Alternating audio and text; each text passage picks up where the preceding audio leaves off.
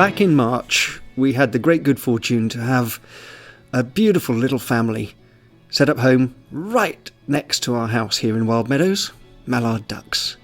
5 chicks, all hatched, but their journey to this point was far from plain sailing. You might think that nesting very close to our house is a crazy idea, but far from it, because in so doing, this female mallard has avoided large predators like badgers, foxes, otters, and mink, which are nervous when it comes to sniffing around our property. That doesn't mean, however, that she was entirely immune to the eyes of other predators. While she was egg-laying, which she did over a period of about 2 weeks, she would regularly go away during the course of the night to feed and to drink, and before she left, she would dutifully cover the eggs with grass and down from her belly. But on this occasion, she made one small but critical mistake, leaving one of her eggs just a tiny bit exposed, and that was enough. Because, nesting nearby, we also have a pair of magpies, and they are the consummate opportunist. In the grey light of dawn, even before the camera had switched from infrared to colour, one of the magpies was in. And being bright birds like so many of the crow family, not only did he realise that this was an opportunity to get one egg, but where there's one, there may be more. 12 in total. Now, when we reviewed this material on our eye catcher software, we thought at first that the magpie wasn't able to break into an egg at all. They just seemed too big and too tough for it. But these are persistent birds, and as I say, they're bright. And eventually, bang! He finds a way in with his lower mandible, and that is the beginning of the end for what turned out to be 7 of the clutch.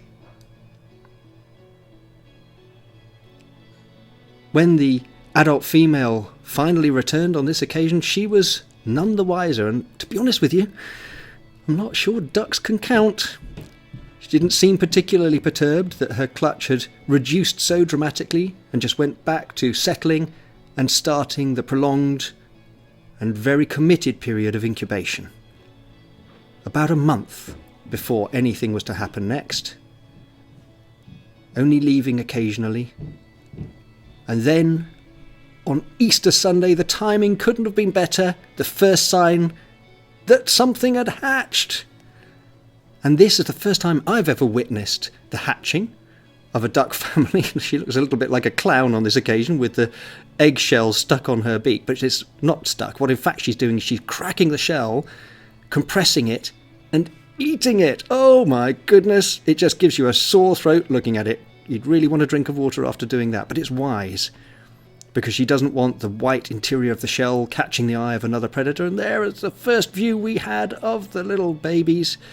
They stayed in the nest during that afternoon and through the night, and it was on that night something dramatic happened again. Bam!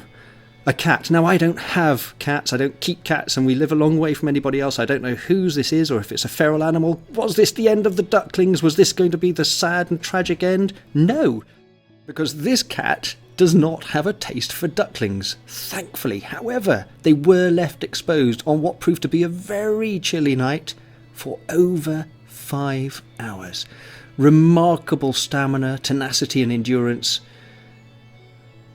Eventually, the mother, quite reasonably traumatised by her close encounter with a cat, returned to her family and brooded them, so that the following morning, this time Easter Monday, got to hand it to her for timing, as I've said, the entire brood of 5 surviving chicks was there, dry, fluffy and gorgeous.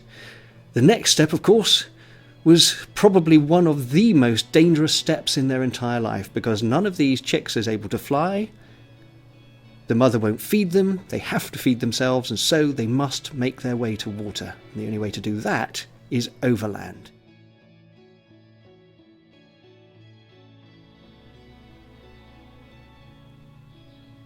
They had quite a distance to cover, about 400 metres between the nest and the nearest body of water, which is the pond in our garden.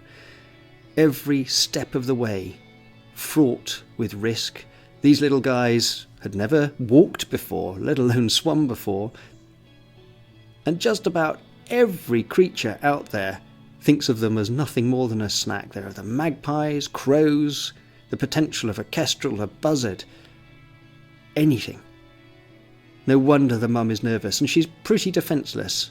The best that she can do is get them close to water as quickly as possible, across a patch of ground that we've recently scraped bare. It may look like a desert, but in fact it's planted as a wildflower meadow, down eventually to the edge of the pond.